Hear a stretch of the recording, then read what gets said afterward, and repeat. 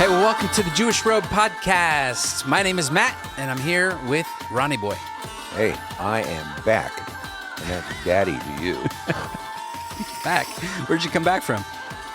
We're back from, I don't know, we've been gone for a little bit. No, they don't know that. They don't know. They don't know. Okay. It's fine. We haven't been gone. Disregard all of that. Yeah, we've been here the whole time. Where We're have they here. been? Where have you guys been? Yeah. Right? Where have they been? That's exactly what I'm saying. It's been you a say while. that? Yeah. Well, hey, this is the Jewish Road Podcast, and we are here to talk about this gap between the Jewish people and the church. And what we're really trying to do is come together. We really stand right in the middle of both of these, right? Well, there's a reason we talk about such an unpalatable subject, right? Is it unpalatable? Well, it can be, yeah, because, we have friends in the church, and they've been in the church their whole lives, and they think the church is it. Yeah. And, of course, we've been Jewish, and we have not been in the church, and all of a sudden we come into this whole other realization, and we say, wait a minute, where do we fit into all of this? And what happened over the years? That's right. Because we go, I grew up in like a Calvary chapel, and we're there, and you must have thought, well, where's all the Hebrew, right?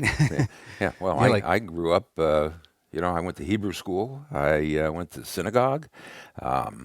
It comes around September, and you're all, how come Chuck Smith isn't doing any Rosh Hashanah services, Yeah. right? Why are they meeting on Yeah. Sunday instead of Saturday? Yeah. They don't know about things like Shabbat. Yeah. And, that's kind of what we want to talk about. We want to talk about the church is referred to in the scripture as the ecclesia. That really means the called out ones. Yeah. But the question is it so Jewish? I should say it's so non-Jewish. It started Jewish, but it's so non-Jewish that the question is, how did we get here? Yeah, if the disciples were to show up and you brought them to a church today, right? You get Peter and Paul and you get Matthew and, all these guys from that first century, the guys who were hanging around with Jesus quite a bit, say, hey, it's Sunday morning. Let's go to church. They're all, number one, we're going to work. It's Sunday. Number one, they wouldn't say Sunday. They say it's Yom Rishon. There you go. Number two, they would walk in. They'd be greeted by the ushers there at the door. They'd walk in. Boy. They'd hear a little bit of, Hillsong It doesn't United. happen like that in the synagogue. No, it's Yeah, not. they would look around and they say, oy vey. Yeah. So this broadening chasm that has been taking place, it really has been a long time in coming, but it's not just that things are different. There's actually a wedge that has been driven between the Jewish people and the church. Yeah. And it's not easy to talk about. And really what the issue is, what the issue at hand is, that there is an anti-Semitism that has taken place. And we know about anti-Semitism. It's the hatred of the Semites, the Semitic people, the Jewish people, but it's this hatred that exists even within the church. Yeah. Which feels unfathomable to even say. Yeah. And that's why we need to deal with this subject. We are not trying to offend anybody. Most of the time we offend everybody. On the other hand, we're trying to offend everybody. There you go. And, when we give this message concerning Jesus, Yeshua, to our Jewish people, they get offended at us also. But the point is that as we consider this topic of the ecclesia, as we have referred to it, the church, and looking at a little bit of church history, we need to realize some basic underpinnings of all of this, I think. And some of the things that we need to think about and consider is the fact that Jesus was a Jew. Those who first followed him were Jews. And again, I don't mean to be offensive about this, but he selected only Jews as his disciples. His earthly chosen environment was within first century Judaism, and because of this, the roots of the Christian faith are really firmly planted in Jewish soil. Yeah. That was Jerusalem was the center of what has come to be known as Christianity in the early decades of the church. Paul was a student of the great Rabbi Gamaliel, and he appears to have remained an observant Jew his entire life. So there was really a very vibrant Hebrew Christianity, if I can say it that way, developed in Judea during the apostolic period, and even the Romans considered this a sect of Judaism. So we had Messianic Judaism all the way back in the first century. Right. So, but when you look at this, I mean, and we've said this before, that the early church, when we talk about church, this was a very Jewish audience. And the big struggle that they're trying to work through in the book of Acts is, how do we bring the Gentiles in who seem to have the same apparent faith in Yeshua, in Jesus? What do we do with them? But over the years, there's been this separation that has occurred. So, and this caveat that we want to really make from the get-go is our acknowledgement that historically, the behavior of Christians does not really denote what a biblical Christian faith actually teaches. And that we know that there are Christians, we are friends with many Christians who love and care for the Jewish people. And I'd say probably what I've noticed, I don't know if you feel this, but most Christians are like, the majority of Christians out there are like unaware of that this is even an issue. They're, like, well, you're Jewish and I'm Christian. What's the big deal? If you want to be a Christian, great. Then you can, leave Judaism and now be a Christian. Yeah, it's like there's two sides of the coin. One side of the coin looks at us as Jewish believers as somebody who joined them. And on the other side of the coin, I remember when I was a brand new believer, I was celebrated as becoming a follower, a believer in Yeshua, Jesus, as the Messiah. Probably given more than I should have had or deserved, obviously. But it was such a big deal to have in the 1970s, to have Jewish people believing that Jesus was the Messiah and able to stand up and talk about it and teach about it. Yeah. So, while that first kind of chunk of time after that apostolic age, after the disciples have moved on, we know and we recognize that there have been righteous Gentiles throughout history who have proactively sought out to love and protect their Jewish neighbors. The fact also remains that for centuries, the Christian church has been complicit in some of the worst atrocities against the Jewish people. And sometimes that complicit behavior has come in the form of silence. But let's just walk through a couple of these stages throughout church history. And even in the early church fathers, we see some of this anti-Semitism, this hatred of the Jewish people show up. Yeah, I mean, and what's interesting as we embark on this path here is that Gentiles did not really have a part of this religious brotherhood, we might say, in the beginning. In fact, Paul describes them as those who do not know God, in Thessalonians and in Ephesians. But soon, those who used to be outside of the covenant displaced the physical, sons of Abraham. And they came in here, and that the displacement resulted in a lot of institutions and concepts of Israel being kind of Hellenized by the Gentile church, as it was predominantly Gentile. So I think by the second half of the first century, there were already Jewish-Gentile issues stirring up. In Rome, for example, which is why Paul had to write that letter, and he had to address this.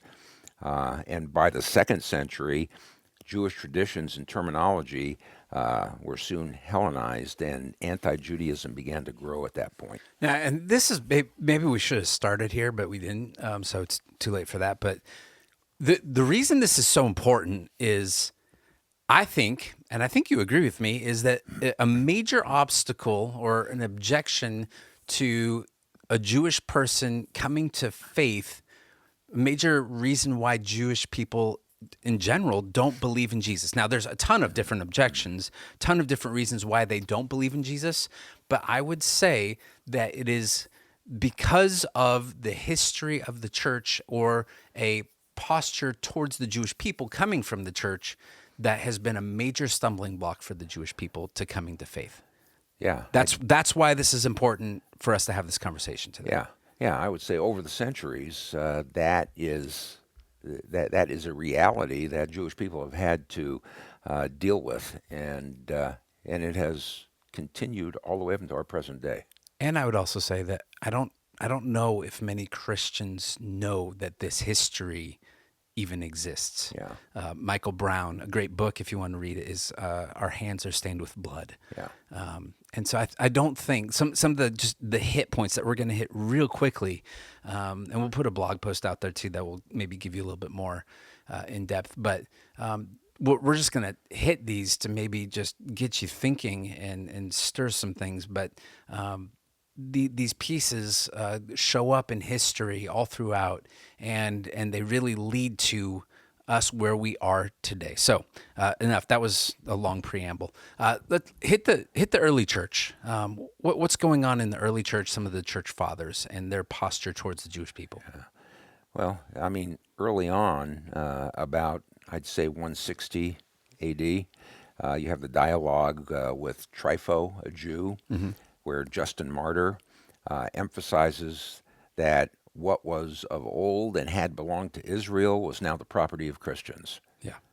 Okay, so the Jewish scriptures were a central part of this transference, you might say. And you have Justin Martyr, a Gentile convert, tells Trypho that the Jewish scriptures are not yours but ours, basically, is what he's saying. This is as early as 160 AD. Yeah, and then you go into, you can jump ahead a few centuries. 4th century, you have Constantine. He decrees Christianity is now the official religion of the Roman Empire.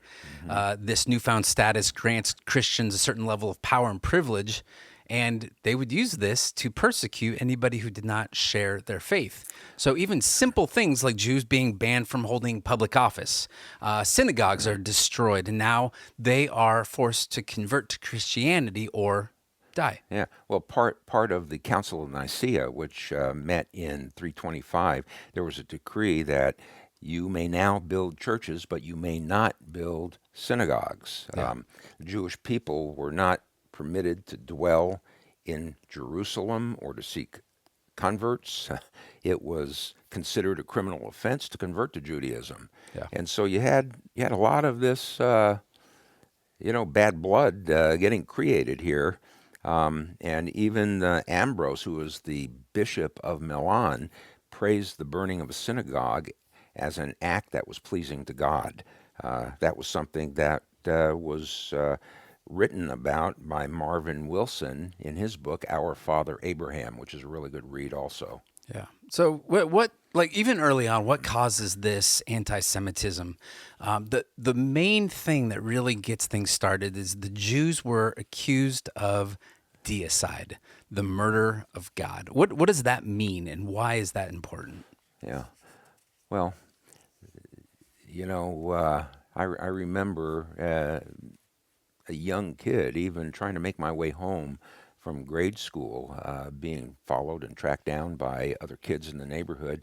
And it was the first time I came across the idea, or maybe I should say the accusation, I was called a Christ killer. And I didn't even know what that meant at that early age and at that time.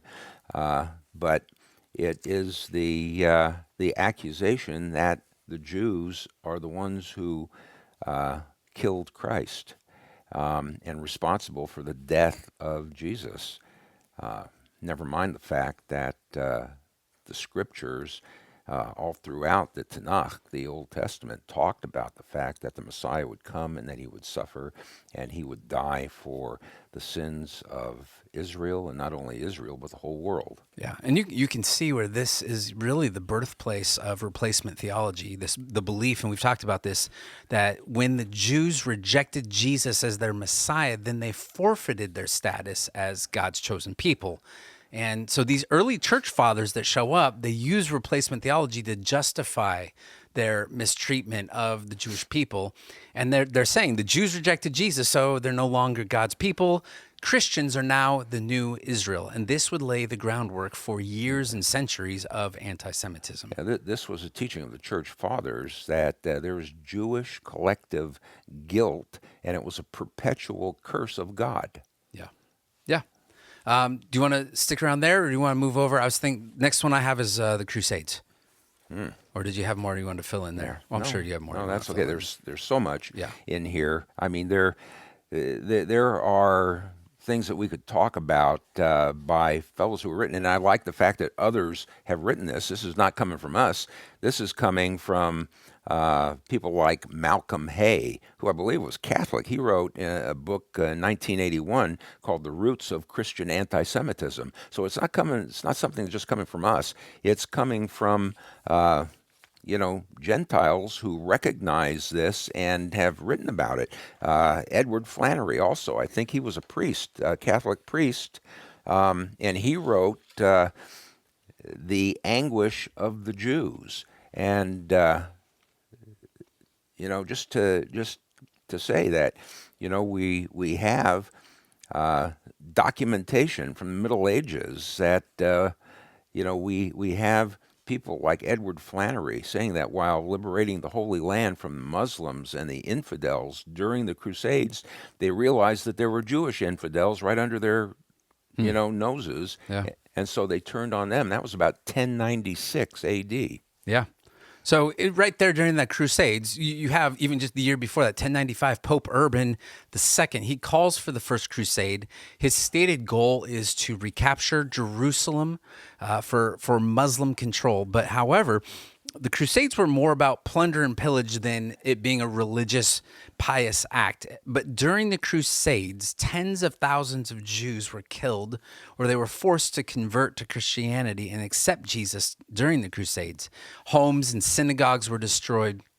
And this was a time where many Jews came to see Christianity as a violent and intolerant religion. You have fathers who were killed in front of their children, women and children were raped and slaughtered without mercy. And so there was actually one really gruesome incident. It took place in Mainz, Germany. And the Jewish community was given the choice of, can you imagine this, baptism or death? And when they chose death, they were herded into synagogues and burned alive. And this event was known as the Rhineland massacres. And it's just one example of violence and persecution the Jews faced during the Crusades. Yeah, yeah. Some pretty bad times. Yeah. Yeah. We should say, though, that within the church leadership at the time, which was Catholic at the time, basically, there were some who were sympathetic to the plight of the Jewish people. And they sought to stop the mass murder of innocent Jewish men and women and children. And among those friends, say, quote unquote, were Pope Innocent III and Bernard of Clairvaux. Bernard was a monk who was very influential and known for his great love for God and man. So what did he think of the Jews? This was one of the friends. He charged them with a stupidity, bestial and more than bestial, because they did not follow the Lord. So, there were some friends. That's why I put them in quotes, but not total friends. Yeah. The Crusades left such a deep mark on the Jewish people that even to this day, there are even some Orthodox Jews who will not set foot in the Holy Land out of fear of they will be forced to convert. When we were in California, Greg Laurie would have something called the Harvest Crusades. you couldn't invite a Jewish person today to, hey, let's go to the crusade. Yeah. It's actually unfathomable to them that there would be something like that where we bring people into a stadium so that they would convert and give their life over to Jesus. It's obviously more peaceful, docile today, but that stirs up all kinds of scars and wounds for the Jewish Yeah, community. Jewish people have not been all that excited about crusades ever since those guys came to town with their long swords. Yeah. Well, not only that, but the Jerusalem cross. And that would be one of the things today, even why the Yeah. cross is offensive to the Jewish people. Yeah.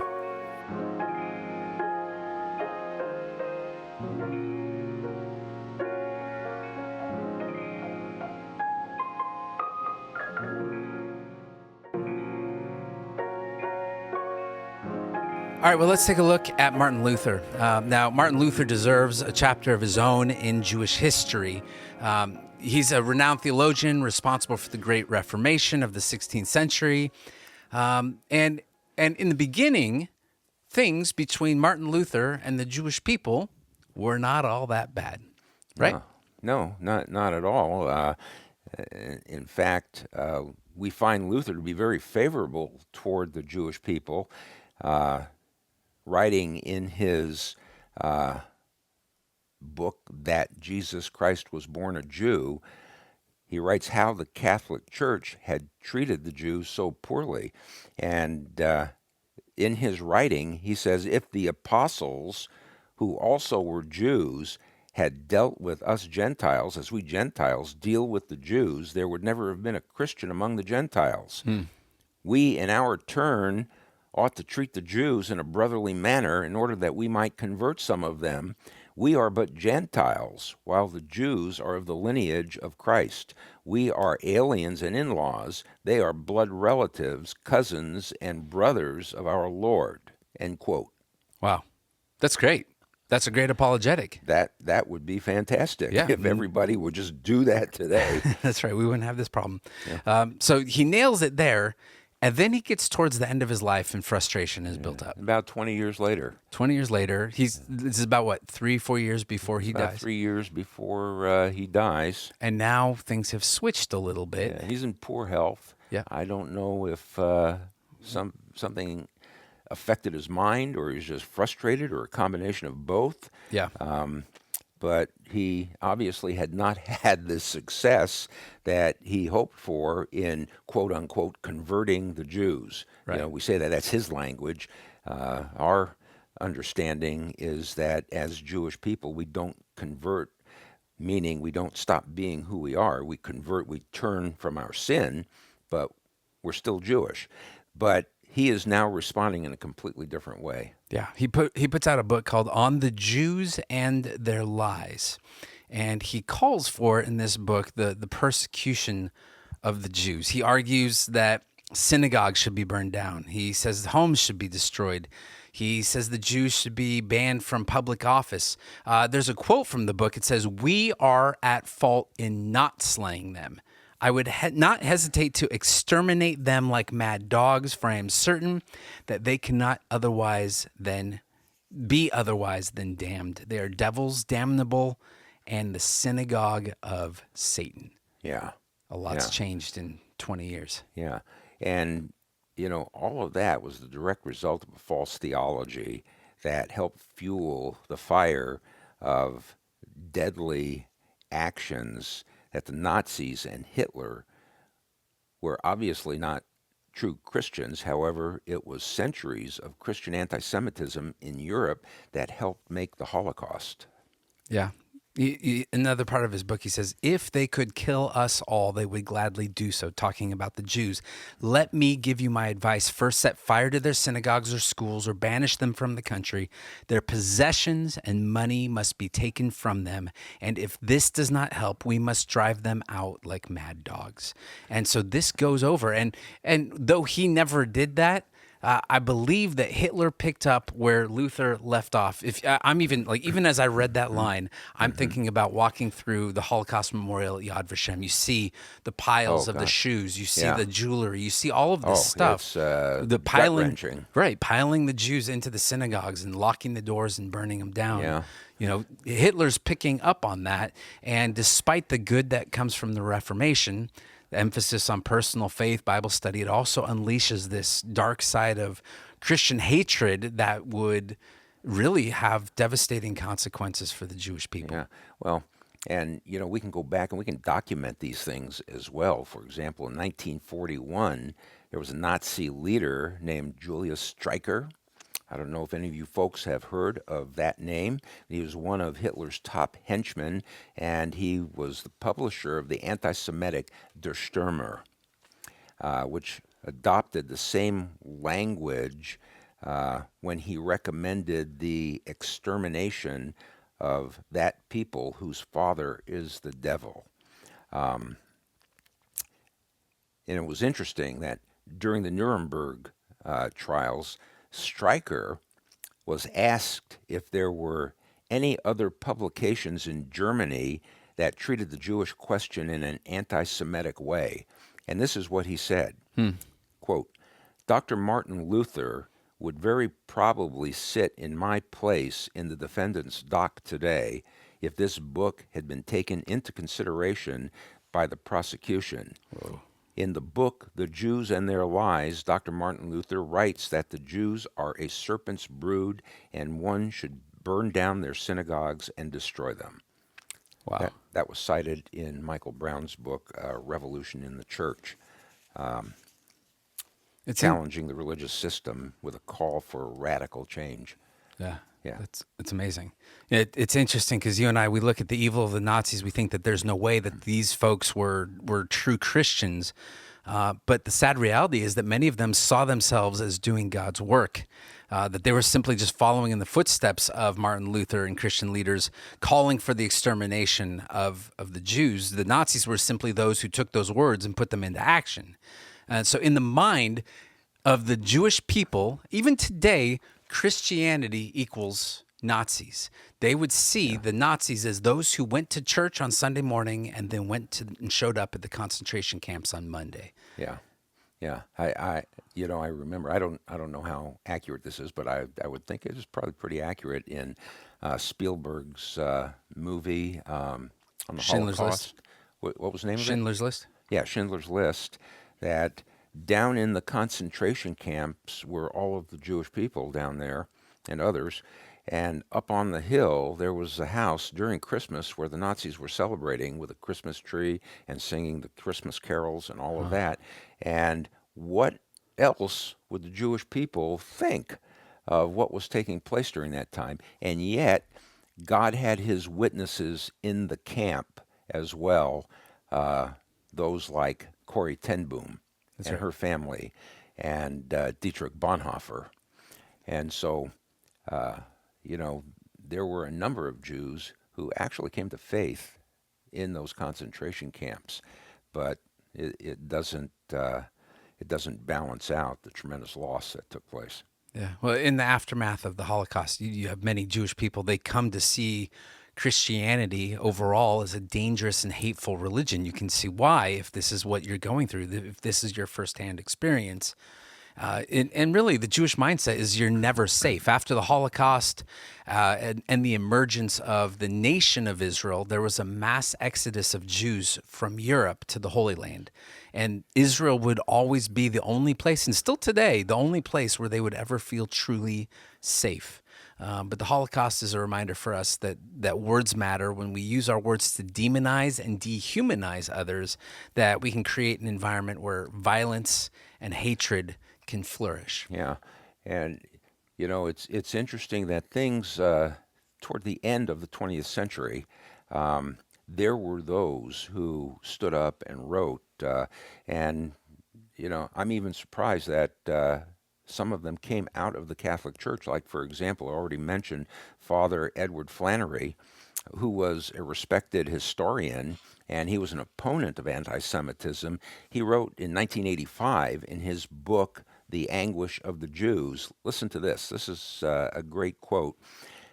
He says, "The vast majority of Christians, even well educated, are all but totally ignorant of what happened to the Jews in history and of the culpable involvement of the church. It is little exaggeration to state that those pages of history Jews have committed to memory are the very ones that have been torn from Christian and secular history books." End quote. Ooh, that's good. That's an amazing, understanding that he brings to the table with all of this. Yeah, hit the 30-second rewind on that one on the podcast. You can hear that one again. If only this were a historical issue, right? We can look at the world today, and anti-Semitism is on the rise. What we've really talked about up until this point is what I would call the old anti-Semitism, but unfortunately, there is a new anti-Semitism. It's flourishing. We know that there are nations throughout the Middle East who obviously hate Israel and hate the Jewish people, but we see this going on in Europe, and we actually see it alive and well even in America today. Yeah. And the things that we've been talking about are really just a small sampling of what has been out there. I mean, I realize it's difficult for most people to even understand why anti-Semitism exists. Considering all of the hatreds in the world, it is unique in a number of ways, and just we can't go over all of those things, obviously, in a single podcast, but another really good resource is, again, by Michael Brown, What Do Jewish People Think About Jesus? He wrote that in 2007. And in that, he says, anti-Semitism is the most widespread hatred, the most vicious hatred, the most irrational hatred, and it is the longest hatred of all time. It goes back at least 2,300 years. Wow. Look at you pulling out all the good quotes. You've been holding on. I didn't even know you had all these quotes here going on today. You're just like, you're keeping them back there. This is the stuff that I Squirrel away. I gave when I was doing my graduate work at Talbot also, because I had to give the Jewish side of all of this. Yeah. Well, you see synagogue shootings. We see video, and crime obviously in America right now is rampant, but you see this, like you've seen this on the news, right? You have Jews walking down the street in New York, right? And they have their talit or their payas, the long sideburns, the tzitzit, right? yeah. They're walking down the street, and then people are just coming up and they're pummeling them for. And I know that crime right now is just it's hitting everybody, right? There's no blinders on anybody's eye, but really the Jewish people are being hit. And then you have things like Kanye West, now known as Ye West, right?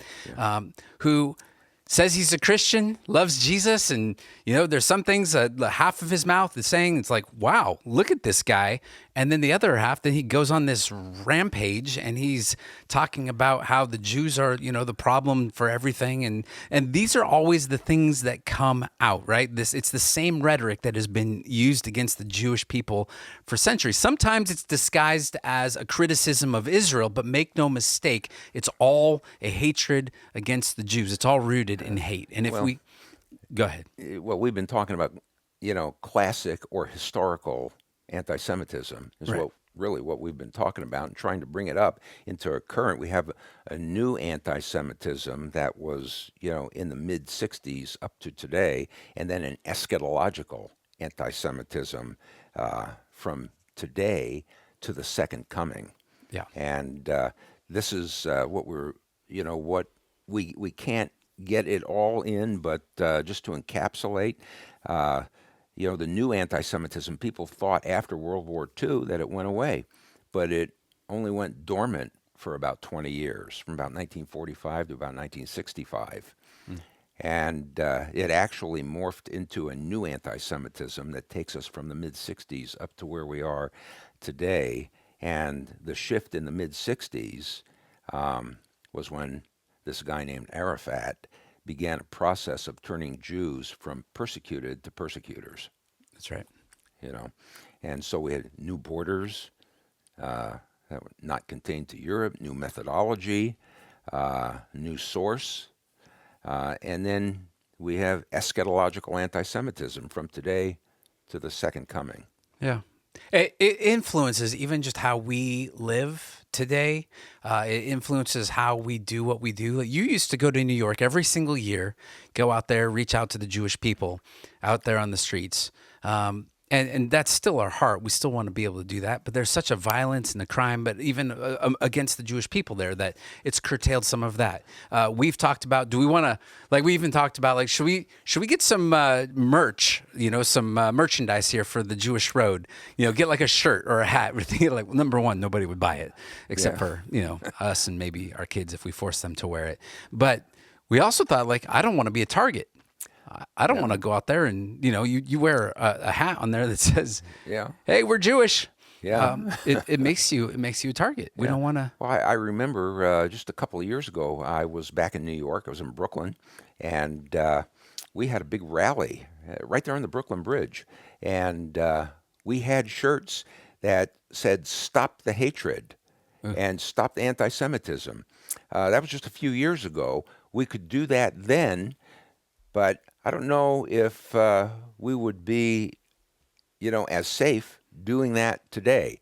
And, it's not like we're trying to run away from, from taking a stand. But on the other hand, you don't want to do anything dumb. I mean, even Paul,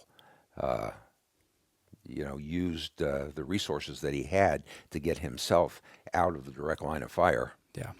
All right. So let's say you're a Christian. You're listening to all of this. Maybe some of your eyes have been opened for the first time. You're like, wow, I didn't really know that there was all of this going on.